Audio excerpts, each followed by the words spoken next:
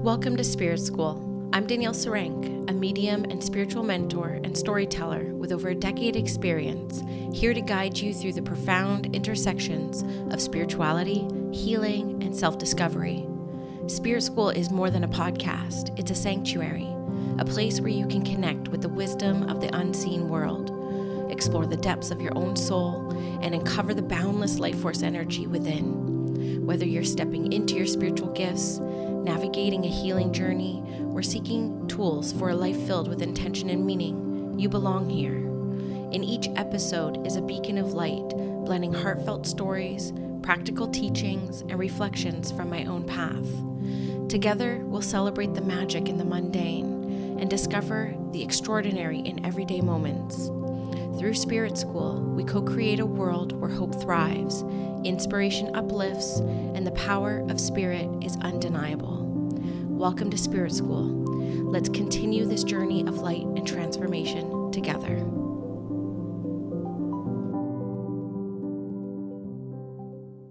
Hello, everyone, and welcome back to Spirit School. I'm so happy to have you here. This is another podcast topic that has been inspired by the audience, inspired by an Instagram share, a public share that was also translated into my DMs. And this is around the topic of weaponizing spirituality or weaponized spirituality. Danielle, when I say that term to you, what do you think? Like, how does it make you feel? It makes me feel like it's a term that finally encapsulates what I've been seeing and didn't know how to explain. And I think that's that idea of something we've already been talking about a little bit, but like taking away someone's free will from a position of spirituality. It's almost verging on cult leadership. Yes, absolutely. I agree with you. And thank you for saying that. And how this even came about is I have a program called the Declaration, Ethics and Integrity in Unregulated Spaces for all space holders. Comes with a private podcast. So last week I launched the private podcast on walking in integrity, and I gifted it to the wait list as well. We had like almost 200 people on the wait list, so they got to listen to it too. The responses I got back between all of these shares, the one thing that stuck out in that podcast episode, and it was just a footnote, it was just one sentence, and Danielle will find a magic way of podcast editing to pop it in here so you can hear it, and it's kind of like stuck out for people. One of the most important things that I've seen happen in the online space is around sharing spiritual truths as the ultimate truths. I call it weaponizing spirituality, and I've seen it happen a lot since 2020, since the pandemic. I've seen a lot of spiritual influencers and people who have large platforms say, I was talking to my guides and this is what they said and this is the truth about that situation. Like multiple truths don't coexist at all times, right? And what happens is with people who don't have awareness around their own personal connection with the spirit world is they will override their own agency and defer their truth to what is being said by the spiritual teacher because they're positioning it as the truth because they're the ones with the channel. They're the ones with the direct link. And all of us know who connect with spirit in an authentic way. That is not perfect. It's not 100%. It's an art form of communication, interpretation, and energy. So I have seen a lot of spiritual influencers weaponize the appearance of their spiritual connection to win a point or convince others of their perspective in the world. And I've seen this happen a lot, whether it was well-intended or it was intentional to cause harm. It was feeding a piece of themselves that, again, didn't consider how somebody who was watching this with less experience might use this piece of information as a guide. So I think a lot of people have seen it. And the way that I shared it was in the context of the online space in the early pandemic, right? In the early pandemic, there was a lot of uncertainty. Everyone could feel it. A lot of people didn't know when we would be able to go back out, when we would be able to travel.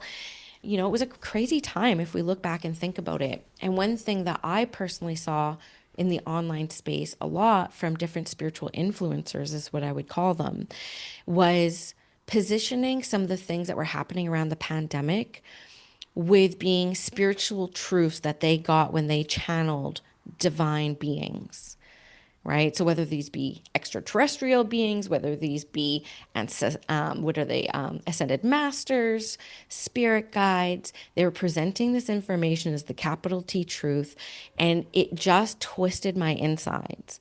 Because even if it is the truth, like let's just say, positioning it the way that it was being positioned, I can imagine with people who may be overcoming religious trauma, for example, which is not exactly my case scenario. I can only imagine how something like that would make them feel as they're rediscovering new truths for themselves. They may find themselves in this space where people have this seamless channel with the divine. And it felt like it was weaponizing a spiritual connection. That's what it felt like. And weaponizing was the only word that felt in congruence with what was happening on my inside as I was experiencing these people presenting the truth as they were. Yeah. I think that it takes me to that idea of any organized religion that you see that puts a step between worshippers and their god or their master, whoever they're seeking, and that person becomes the only person who can speak on behalf of the higher power. And all of a sudden it takes away, it disconnects everyone, and this person has this position of power, and all of a sudden everything that comes through them is the truth.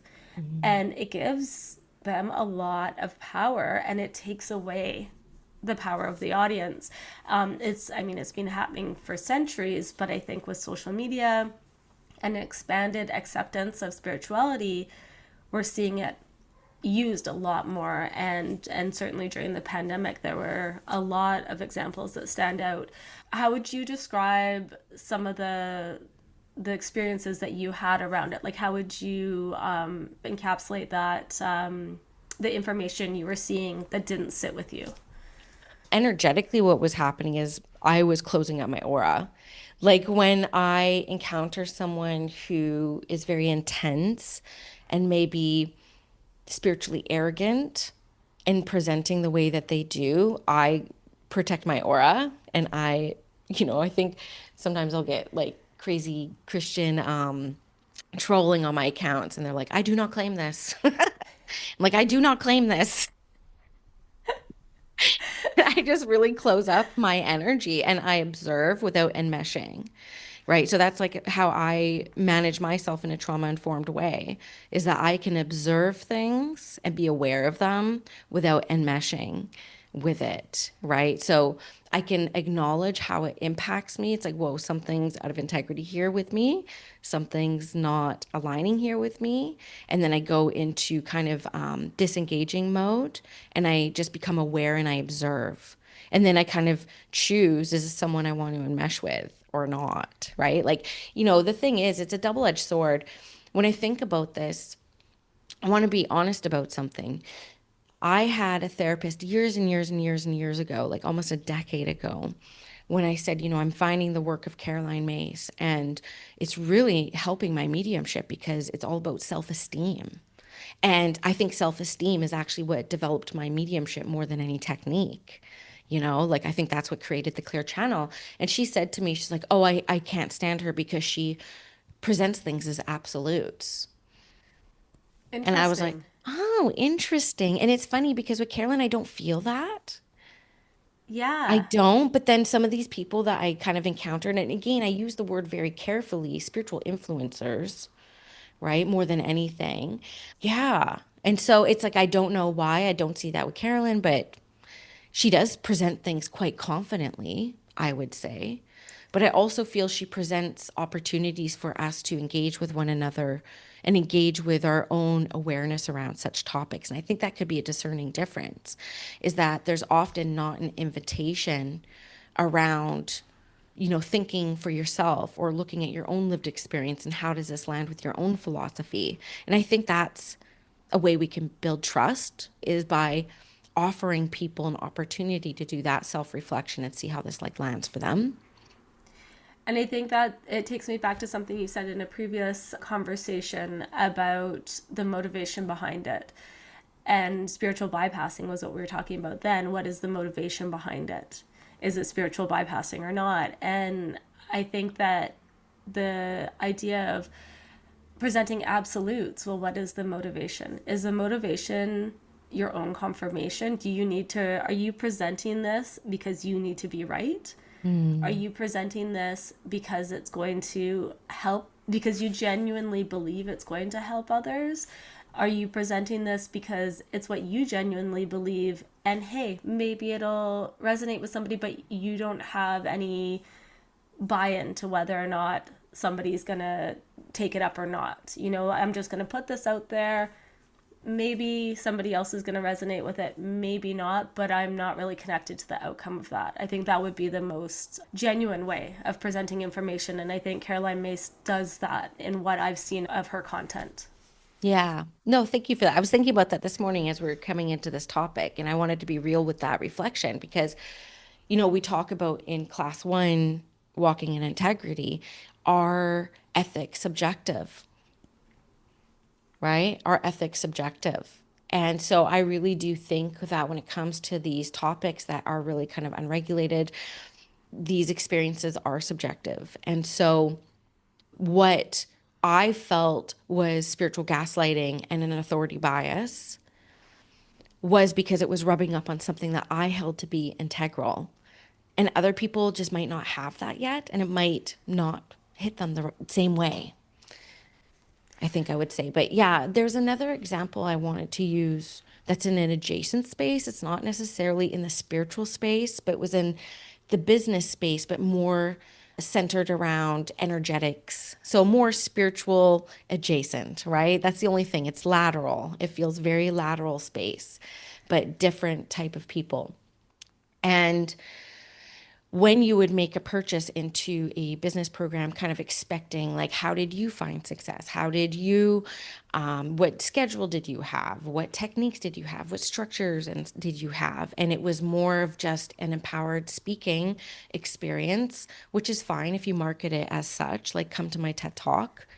We're ready, Right. because that's kind of like the context that was set, which builds trust. And I remember there being in a class where I was like, okay, I'm just expecting a TED Talk now. And my expectations are managed. But we happened to be in a space where somebody's expectations were not managed. And they were very vocal about it and basically said, are you going to be teaching us some business structure? Because all I'm hearing is, some thoughts, like some feelings here. It's like, it's a business class. And so, like, that was their expectation. And so they mentioned that in the chat, and you could tell this person was keeping their calm in their response, but it was very much about, like, if you're not understanding this, then you're not at that spiritual level yet where this will make sense. Right? So, like, you're just not ready for it. So, like, you have replay for life, come back to it, and one day you'll be ready for it. And I remember just like, whoo, this is an interesting scenario, an interesting situation, isn't it? And so to me, that felt like a bit like spiritual gaslighting in a way, and like using this kind of like spiritual awareness as a weapon, where it's like, I am the guru at the front. I have this channel. I have this spiritual download, and spirit says this is how you are supposed to be learning right now. And if you're not picking that up, then you're just not ready. And who makes that authority? That's who is the authority that can actually say, oh, this person is more spiritually advanced than this person. This person is, there's all different types of spirituality. There's all different ways of practicing. And so the idea, I mean, that's a red flag right there for me, is the idea that somebody would put themselves in a position to say, well, you're not spiritually developed enough. Yeah. Immediately takes me to that, like, guru centering, that again, like, I am the Messiah Yeah. energy. And certainly, like, again, it takes me back to a previous conversation with us where we talked about your teachings really opened my eyes to, oh, everybody can do this. And I think previous to this there was a lot of gatekeeping around mediumship and spirituality and psychic connection, a lot of gatekeeping, and that really held the general public in a position, well, if you want this information, you have to come to somebody who can give it to you. You can't get it yourself. And I think now it's beautiful that there is that relationship where somebody might not be in a position where they want to develop that. Somebody might not be in a position where they have the time or the energy to develop it. And they just want to come to somebody and have that connection. And that's beautiful. But now there's choice.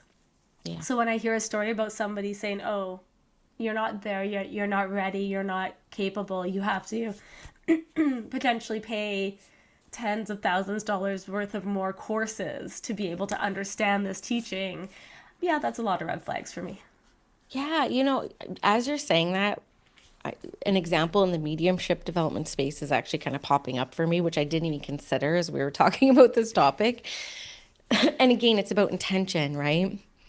And we'll see how this comes across. But in the development training space, there's this kind of phrase, and it feels like it's meant to cut, where it's like either you're trained or untrained, right? So, and training is a privilege in itself. Because, and I told somebody last week in Asha's workshop, I'm like, you can develop just by practicing, just by putting yourself in the arena, even if you never listen to a podcast, never listen to a book, never take a class, never join a circle, you can develop just practicing with an intention. It might take you longer. Laura Lynn Jackson is a great example of a professional medium who is unmentored in her training. She trained herself, right? And she's in all these documentaries, and she's really well known. And she's a great example of somebody with that. And so I find that when there is comparison, when there is insecurity, when there is unhealthy culture in the development space, you hear this kind of judgment of like, well, they're just untrained, meaning they didn't sit in a spiritualist church circle and therefore they're unqualified, and a little pat on the head, like, oh, you just go do your thing. You just go do your thing. And like that is so common in this space. And I think that might even fall under weaponizing spirituality. Maybe it's weaponizing like spiritualism. I don't know. But it's like adjacent, right? It really is. It's like gatekeeping, right? Major gatekeeping. I feel like I just quietly tried to restore balance by offering people supremo choice. Like even when it came to selling my programs, I would leave it open for like a month because I wanted people to go through the entire spectrum of emotions and feelings before they can think about making an investment. There was no impulse buy, there was no early bird, there was no like FOMO created. It was like you get a month to decide if this is now or later or never. And I'll never know your decision. You can peacefully make it yourself, right? Like there's enough here for you. And I always try to present my information, especially around mediumship, which I'm really excited about the show too, because it will show a lot of this. Like it's not perfect. It's a flawed practice. It's an art form. So it's not perfect. So if we even look at evidential mediumship, that is not 100% accurate. Even the best who do it are not 100% accurate. How then can we have some of these spiritual influencers who are presenting their downloads as decrees not question the perfectedness of those channeled messages? I think that anyone who does spirit work will or should always allow for space and grace for misinformation, for mistake, and being humble enough. And I think humility is the antidote to a lot of this. But being humble enough to present something as if this is how I understood what I received based in the context of today. Also understanding if I got this download in 20 years with the context of 20 years from now, it would probably be interpreted quite different because we spiritually mature as we go. So I actually think presenting something as an absolute decree or truth is very spiritually immature. I totally agree. And I think that there's a piece here that would be interesting. I'm on my mediumship development journey and I had a practice reading yesterday. And so an example, I think, for audience members that maybe aren't developing mediumship but are just curious and are listening, one of the ways that this is an art form is the way that spirit speaks to us and shows us or presents us with things in our lives that have a connection. We have to learn that language. It's like learning a new language.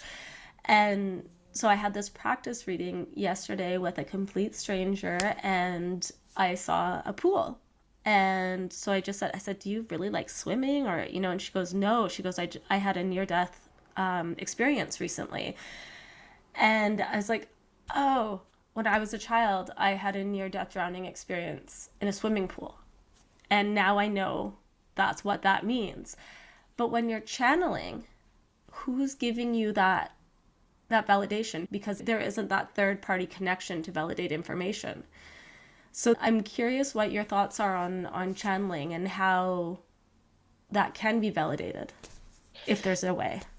Yeah, I mean, evidence is mediumship is its own art form because of the uniqueness around that validation of the evidence. That's what makes it mediumship. It's a unique art form, and in my opinion, the best. I'm obsessed with mediumship because, I never thought I could be or would be a medium. And so I needed that evidence and that validation to be able to bring my confidence in my connection. So I personally see the evidence in mediumship as being something that validates my connection. It's not necessarily to perform or create a transaction between me and my sitter. And that's how I got out of my people pleasing. Just a pro tip for the advancing mediums out there. But I feel like I have to go back to my old spirit messages I used to do on the podcast, and I used to do them quite regularly, monthly for years. And what I would say at the beginning is, not everyone is going to be drawn to this. So if you are drawn to press play on this, there is something here for you. So just to be aware of that. But I was humble enough at the beginning of it to say I'm not ignorant enough to think that this is going to land for 7.8 billion people on the planet. But I do trust the spirit world enough. I have a phrase, spirit is my agent, spirit is my algorithm. And I trust in the world of energy and synchronicity enough that if you were drawn to press play here today, something will be here for you. And that's how I would present it. And that's how I would offer shared authority, right? It's like not just this download, but you also have to have inner authority and decide what is actually for you and what you can leave behind. I was thinking about this yesterday. Do you ever do this? So I love forecasts. Like the only thing I look at in YouTube is Virgo tarot scopes. That is it. That's how I met Julie Poole. I love Minnow Tarot right now. So I'm in the bath yesterday, 2 hour bath, 2 hour nap. I had a wonderful day off. And this happens all the time. I'm watching this Minotaro Taroscope, and I missed like a minute and a half of it. So I rewind it because my brain was somewhere else and I was like distracted. And so I rewind it and I go to listen. I missed that same minute and a half because I was distracted. And that happens all the time where it's like, oh, well, I was distracted. I wasn't listening. And so I rewind it. And it just so happens that exact same moment, my mind is somewhere else. And sometimes I wonder, like my spirit is actually kind of saying, like, you don't need to hold this part right now. And so I keep missing it. And so I stopped questioning those things. And I was thinking about that just yesterday, where I did it 3 times and I missed the same minute and a half 3 times. I'm like, okay, I'm just not meant to hear whatever is in that minute and a half. And so, like, even in the nuance of that, like, I think like our spirits are often guiding us. And like, sometimes when we give our inner authority to an external source, like a spiritual influencer or somebody that we, like me, even, it's like we really are not doing the work to develop our intuition and getting those inner authority moments where we are truly like self-empowered, where we're discerning because of that inner feeling. Yeah. It something I've been thinking on and off throughout this conversation and leading up to this conversation is this idea, and maybe this is too lateral a subject for this conversation, but when we talk about intuition and when people offer these sort of spiritual business aligned practices where there's a blind offer, you can purchase it now, not going to tell you what it is, you'll find out what it is later. And I remember thinking about it, and I think we talked about it years ago, about how it takes your power away. And it instead of asking you to, giving you that informed buyer aspect that you talked about, with like allowing all that information about the courses, allowing a lot of time to buy, not a snap second decision. I'm curious on your thoughts on it. Is that a connected piece of weaponizing spirituality? This idea that, oh, your intuition or your soul should speak to you and you should know if this offer is for you? Or do you think that that's like a completely separate area? I've only ever seen that in the business space. It's kind of Okay. weird. I've seen that a lot in like the business space. I think in the context of business, I want to know what I'm buying. Especially now, I'm like, are you going to teach me a technique, a framework? Are you going to open up your calendar for me? Like, that's kind of what I was looking for. And I did like buy a lot of things off of somebody who liked to do that, but I never bought one of those offers because I feel like in the business space, like, yes, you need your intuition and you also need a lot of critical thinking because you are now engaged in a system, a colonial system that has real repercussions if you do not learn to use your brain, right? Along with your intuition. So I think in the context of like the business space for me, it was a hard no. It was an absolute hard no. And I hear about this a lot and I get a lot of DMs about this, like for the past couple of years, because it's becoming a lot more popular out there, this type of selling, this type of buying. And I've been listening to the dissent around it. And one of the most common ones is that you're being asked to like ignore a lot of parts of you to make investments in this type of way in the intuitive Right. space. In some breath, I wonder what you think about this because I have two examples. One's the initiation, one's the retreat, right? So with the retreat, it's $3,000 to $5,000, depending if you want to stay with someone or you want like a solo room. Canadian prices, by the way. But I never give people an agenda. I say, trust me, bro. Right? Like it's like source, trust me, bro. It's like really, it's and it's usually the collective members. It's usually the people who've taken multiple things with me that make this type of investment. But I have asked people to make purchases without knowing what it was. But I also don't couple that with a sense of urgency. And I think it's that sense of urgency that plays with our emotions, it plays with our nervous system, and it can re traumatize people. Is that sense of urgency. My application's open all year. I ask people, I'm like, you get any payment plan you want. I have somebody on a 4-year payment plan right now. Like it's slow, it's quiet, it allows space for people to discern for themselves if this is an investment that they want. What I've seen in the example you use is like, yes, there's this like, trust me, bro mentality, but it's also coupled with this sense of urgency that can wreak havoc on an unhealed person's nervous system and psyche. And I think that's where the harm and re traumatization can occur. Being somebody who has been to all of your retreats, worked on all of your retreats with you, I know. So, one, you may not know or you may not release your agenda, a year in advance when you open applications. But I do know because I have said, wow, you have a lot of information on your sales page. Do we need all this information on your sales page? So I know that you try to give as much information as you can.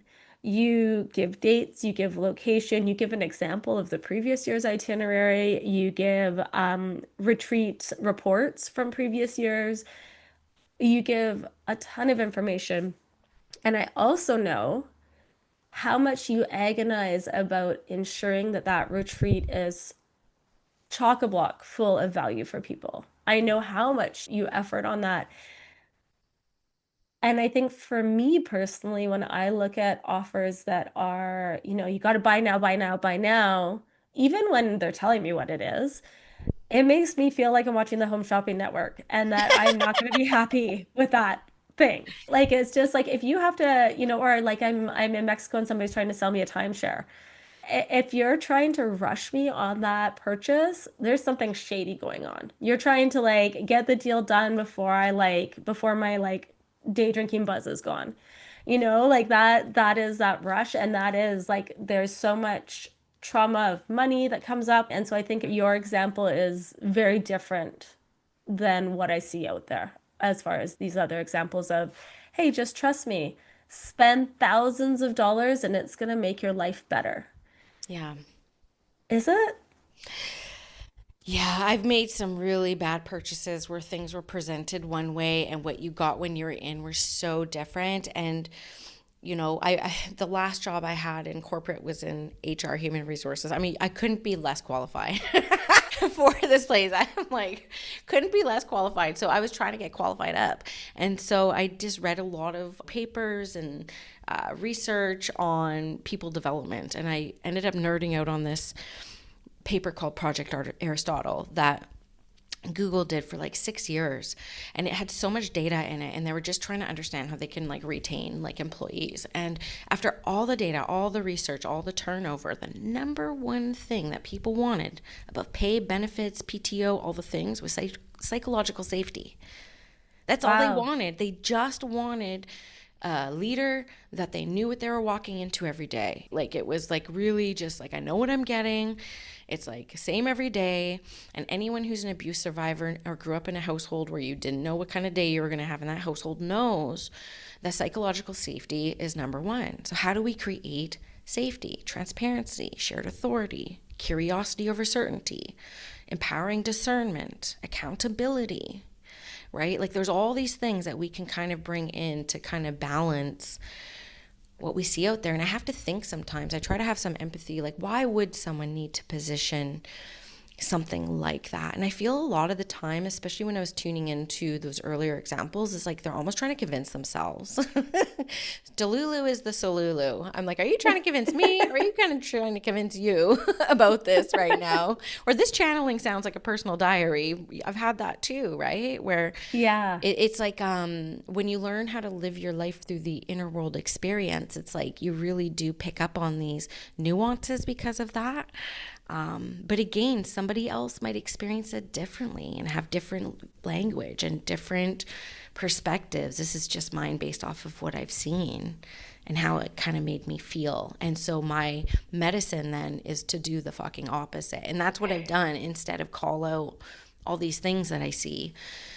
You know, like if I can just use another example of one of the things I've seen very common in the space, and this is where is ethics subjective, is, you know, you can buy this for $9.97 or 3 payments of $4.44. So there's like a surplus to access that payment plan, which people who need payment plans actually need more accessibility, not more money out, right? So I learned through the trauma of money because it's a global majority program. And so what I learned through that is actually everywhere else in the world, it's illegal to charge interest. Wow. If you're not a financial institution, it's illegal. Like you will be shut down as a business in Europe if you charge a surplus on payment plans because you're not a financial institution. You're not set up for that. And I was like, yeah, I'm like that's why I think, not because of the legality of it or the capitalism of all of it, but it was actually like there was something that just felt out of integrity for me with that. And so my antidote, and again, these are quiet moves. I think Andrea brought up once on her podcast and that was it. But she was like, you know, you haven't raised your price in 4 years and people can have payment plans without penalties and stuff like that. And those were just quiet moves that I made in my business because of what I saw out there in the real world. And like, how can I restore balance? How can I do it? And I'm not saying like, oh, yay, it's me. I'm just saying like sometimes if we see things out in the space that we think are harmful, it's really our responsibility to be accountable and be like, how can I restore balance? And it's interesting because the very first question you asked me in this conversation, I talked about weaponizing spirituality makes me think of cults, right? Makes me think of like, that is the ultimate to me of weaponizing spirituality. And looking at what you brought in about what you learned about HR and retention, that is all the things that are taken away from you when you're in a cult, right? Yeah. And so many people who have grown up in difficult childhoods where you don't know what's coming day to day are drawn to that because it's the norm, right? And it's easier to give up your power to that because it's familiar. And there's also this other piece of taking away your wealth, right? They take away your wealth because that gives you independence. And there's a certain point with institutions where you've given so much money to them and you're not necessarily getting anything back to create your own independence. So you keep giving because you're thinking, well, maybe at some point it's going to pay off. And so it's interesting to me. It does really come back around that there's a lot of similarities in some of these business spaces to the extreme of cults. Yeah, that's really important to bring in. And thank you, because about that baseline, and people are more comfortable with that because they know it. And why am I drawn to this? 100%. All of that. There's another example that's kind of coming into my head that may be a digression. It may involve all this, but I was talking to Asha Frost this weekend. She still does one-on-one work. I was like, I haven't done one-on-one other than mediumship for a long, long time. But she has a space at the end of her one-on-one intake form where she asks people to identify for themselves that they have more than enough to pay for this one-on-one. Like Wow. you have more than enough to invest in this for yourself. And I think about all the times where I was personally encouraged to make decisions to invest in myself and my personal growth and my personal wealth by stretching myself, by paying for something I couldn't actually afford. And I needed that stretch to kind of like grow into. And you know, because they're asking you to connect in with your inner world experience, if you haven't done that work, you might confuse a lot of it, like even nerves and excitement, right? Like somebody who has an Exactly. experience like that, actually doing something scary is actually really healing for you. They might see that fear as like, oh, I'm not meant to do this, just based off of that. But yeah, it's like, you know, oh, you're not willing to grow or invest in yourself if you're not willing to stretch on like this investment. And that could be a bit weaponizing too. Exactly, especially if you stretch yourself, you make that investment and it doesn't take you anywhere. And then all of a sudden the response is, well, you're just not spiritual enough yet. That's why this investment hasn't been of value to you. And when you try to take back your power, then something else is being taken from you. You're being told you're not enough. And it's a very unhealthy cycle that I think that people can get really stuck in. There's one more example I think I wanted to use around the initiation. I really fluctuate with the initiation. I think the initiation is an established enough program that people take it time and time again. I think I've had some people take it 5, 6 times. We're going to Wow. have around 13 next year, right? So it's been around for a while. But the thing is that my magic, I think, is in responding to developing mediums. So I have a hard time mapping out an agenda. Like these are going to be the class topics, because I might have these class topics in my mind, but the conversations that take place are actually quite different. I really like to have space to be able to respond as well. So I've been experimenting with different rounds, having like a set agenda, set topics versus just trust me, bro, marketing, where it's like, I promise you, you'll get something out of this. I promise you. And it's like, how do you relay that? It's such a soft balance. It's such a soft balance. So I think I would say that, because I want to make sure that there's like a lot of helpful information within this. This is where like I really don't like having hard and fast structures and rules in my business, because there has to be space for nuance. If there happens to be a round of the initiation that doesn't have like a really clear practice and agenda, a clear structure of this is what the class topics are, I try to give more experiences in advance. So I might do like a drop-in class or two so that people can get a gist of my teaching style and see me in that responsive framework.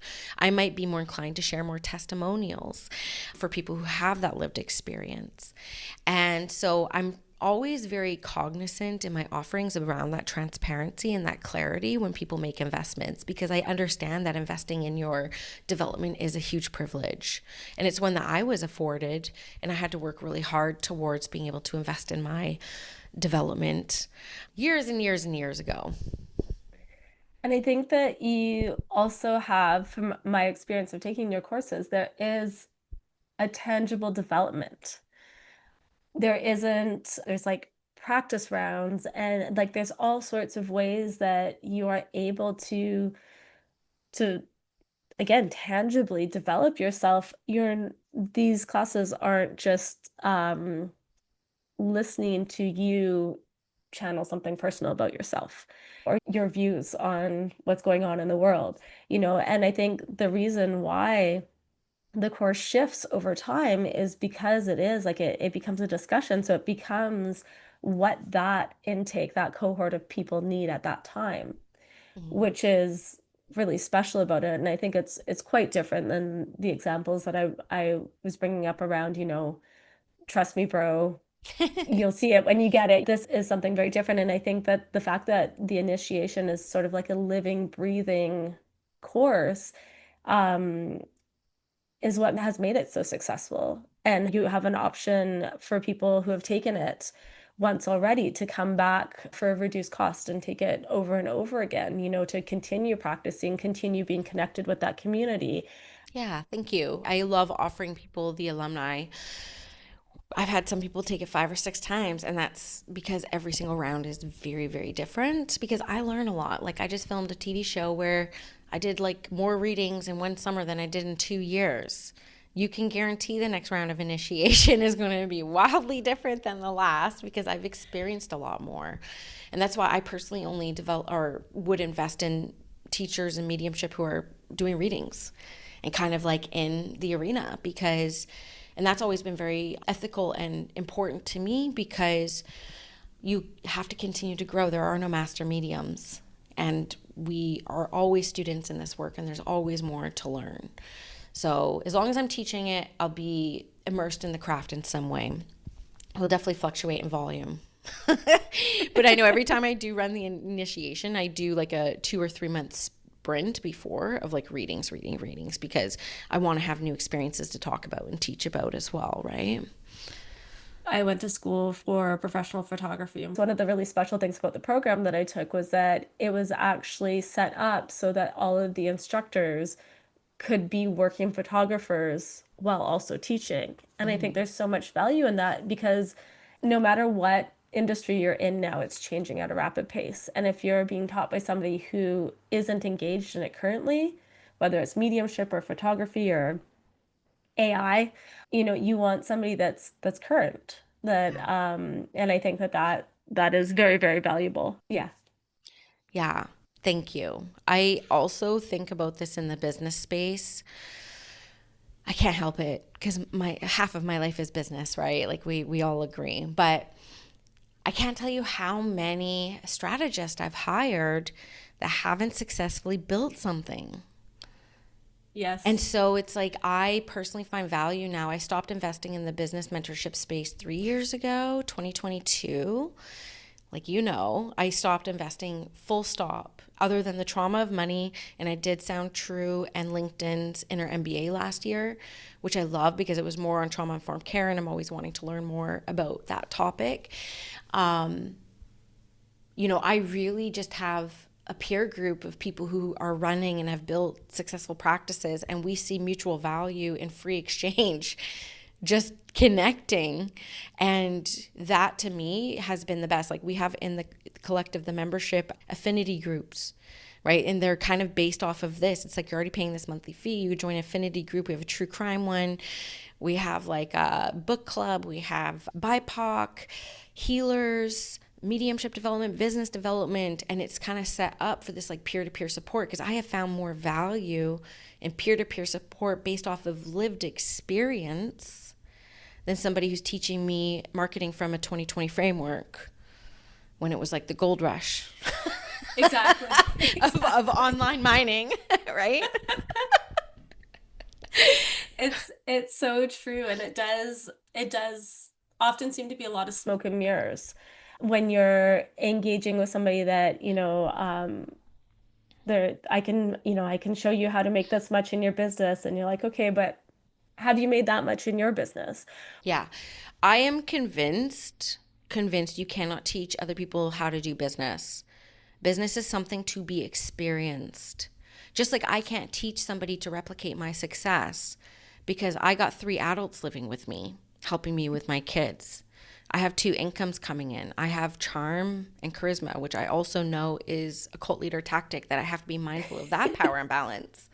Like my charm is a currency, right? It's like I have to be aware of that so I'm not unintentionally weaponizing it or using it as a manipulation tactic, right? So it's like really important to like take stock and like be aware of all these things, and it's responsible.